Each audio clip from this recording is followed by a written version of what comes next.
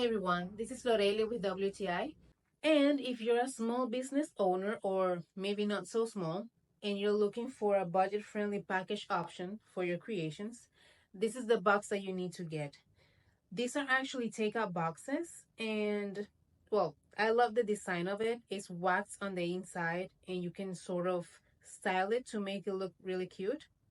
This one that you see on the video is the small size. It's enough to pack 2 pieces of brownie on top of each other, or maybe two New York style cookies will fit perfectly in it.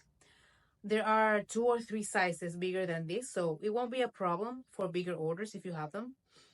I usually place the sticker in the middle, so it kind of seals the box. That's the way I like to put it, but you can also place it on one of the sides or in one of the flaps, and it will look great. For gifts, I usually wrap it in jute rope and it ends up looking really cute. So yeah, that's why I use these boxes for my desserts. And that is why I really recommend using these type of boxes if you're looking for a budget friendly option. And this is my point of view.